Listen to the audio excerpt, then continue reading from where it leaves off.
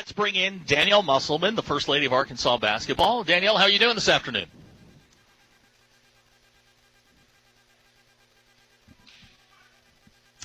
Hello? There she is. Hey, there she is. Danyelle, how are you this afternoon? I was worried. No, So was I'm doing great. I'm doing great.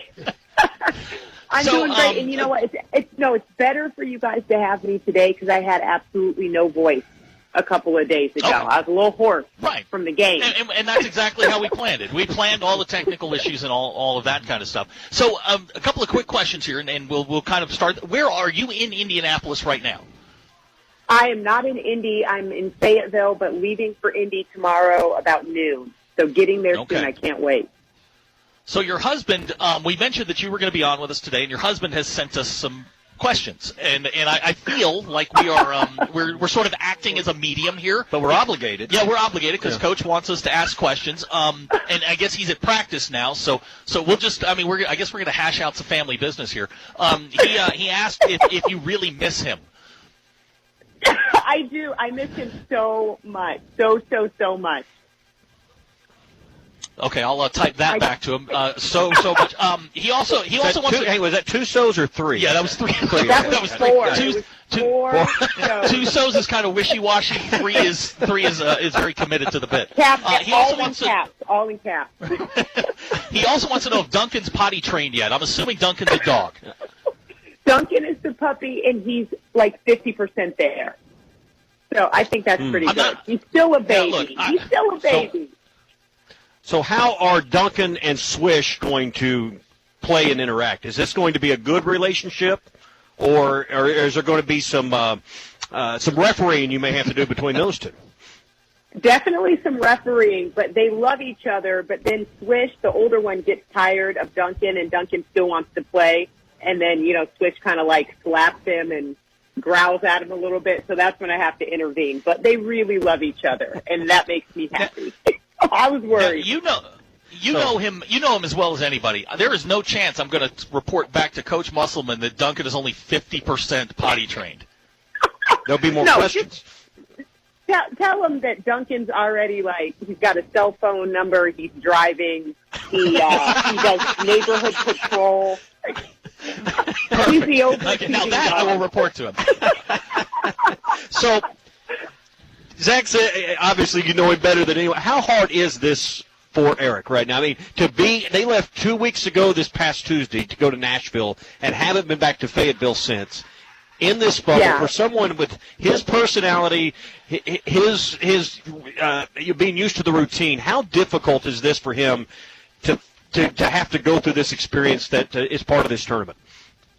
You know what? It's gone in waves. Whenever they first checked into the hotel and they had to do the 24 hours absolutely alone, I thought he was not going to make it. He was driving me insane. And so that was bad. Then it got a little bit better. And then now he's kind of hitting his stride. I only hear from him a few times a day. He's not complaining a lot. I don't know if he told you, but he's got a bike. They brought a workout bike up from Fayetteville, and he has that. Oh, he called us from the bike 2 mornings ago. From the bike at 6 o'clock in the morning. And he called our morning show at 6:02 in the morning because he was just on level 8. He said he was bored. He called the radio show at 6:02 the other morning. He told me that, and I'm like, you know what that means? You're not working hard enough because you should be out of breath if you're on a bike, not doing an interview. But that's just me. So he called us in the afternoon. He calls us, and he told us about the whole laundry issue. So I want to – obviously, we were not his first call. We were probably way down the list. But I want to know when he calls you and says, hey, look, I don't have any clothes. How does that conversation between you and Coach Musselman go? Okay, so he literally, and I'm not exaggerating, he calls and he says, I've been awake since 4 a.m. I am so mad. That's what he said. He said he couldn't sleep because of the laundry. And I was just like, look, there's other things to worry about that are a little more important than your lost shorts. I can bring you some shorts. Stop worrying about it. So after I said that little pep talk to him, on 4 different occasions, he kind of dropped it. So he probably was still complaining, but it was just to somebody else. It wasn't me. He knew I wasn't trying to hear it anymore. So the manager that lost the bag, cut from the program, taken off scholarship, is he missing? Left in out. Nashville. No longer in the bubble. No longer in the bubble. No. or as they said in Meet the Prairie, out of the circle of trust. Yeah. No longer in the circle of trust. Absolutely.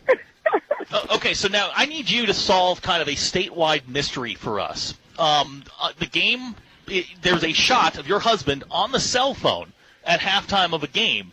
I mean, he's not. Is that you on the phone? Who's he talking to at halftime? Who's he getting tips from? He was talking to the sideline reporter. That's how they do it in order to be COVID Got safe. it.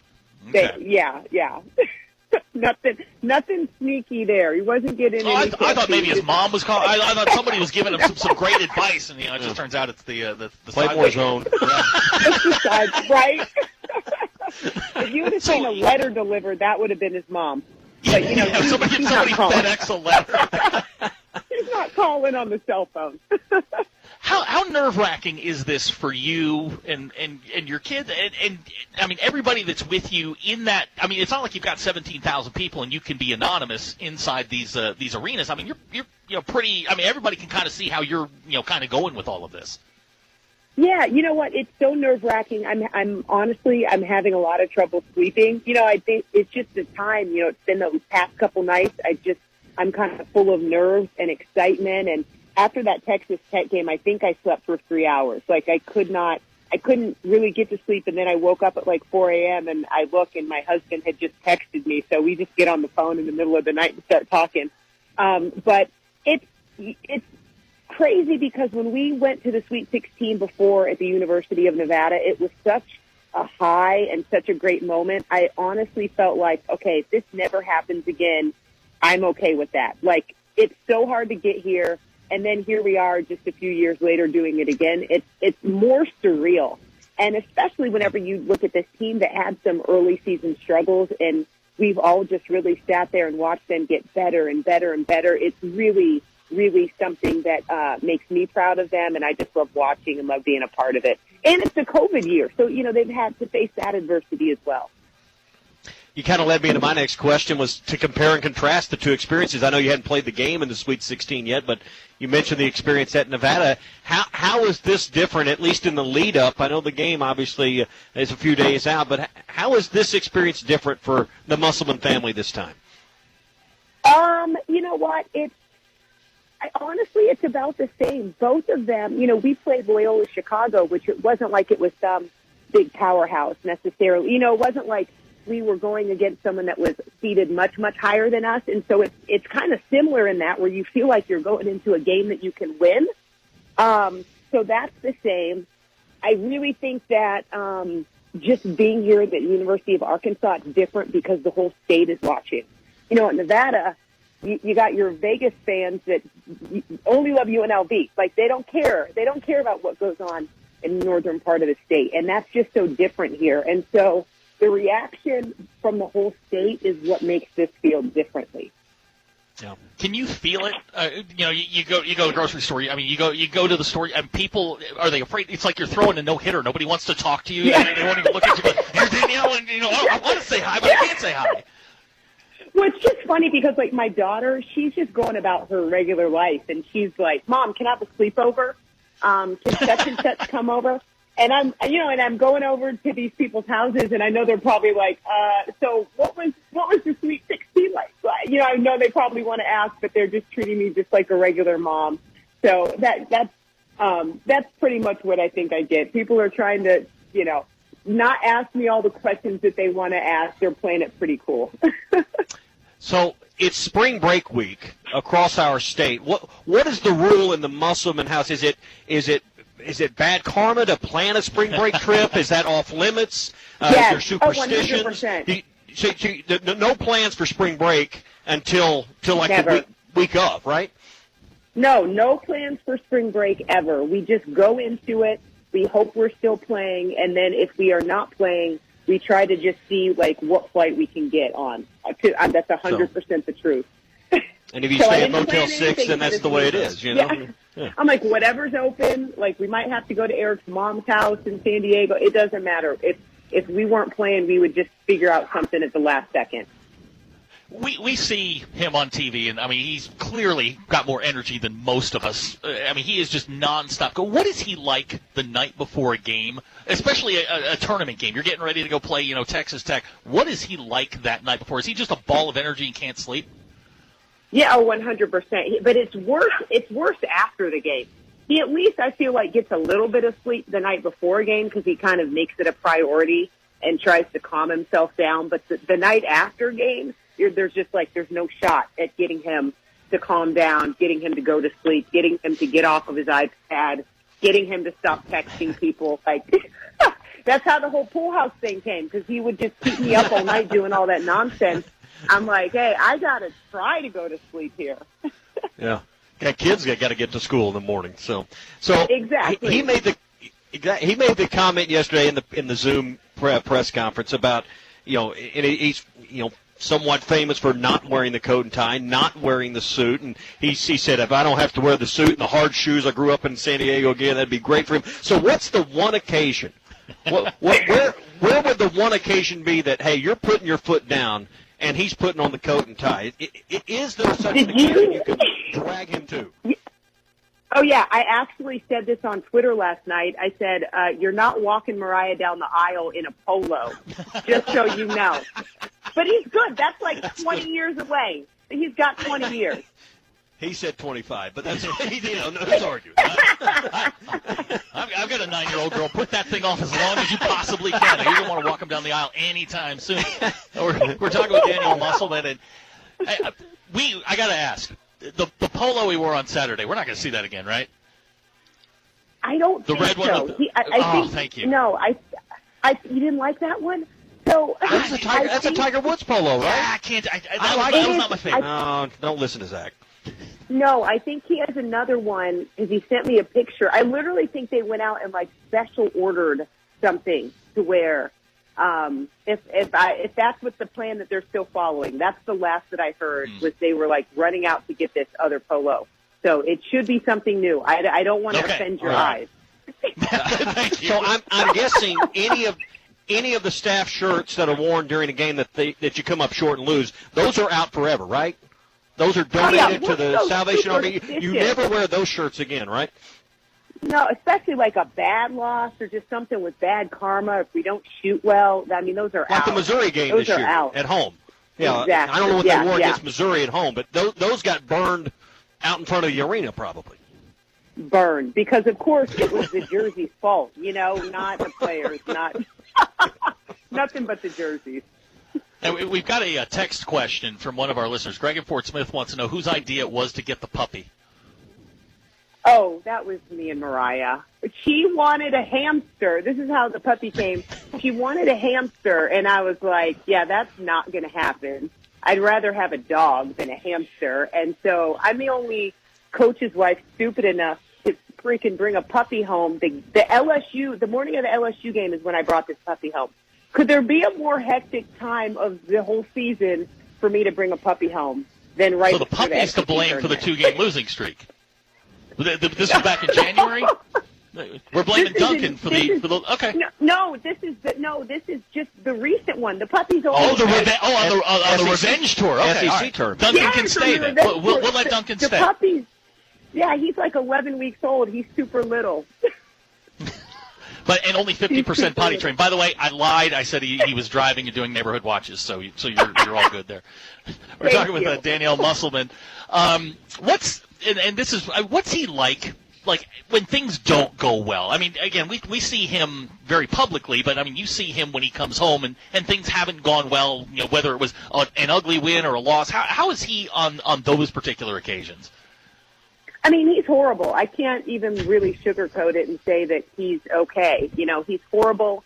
When I say he hates to lose, it is the worst, the worst thing in the world for him. So I generally am the glass half full, and I just try to send him positive, messages and try to just stay positive about the whole thing. But it takes him a solid 24 hours to even get close to me wanting to be in the same room as him after a loss.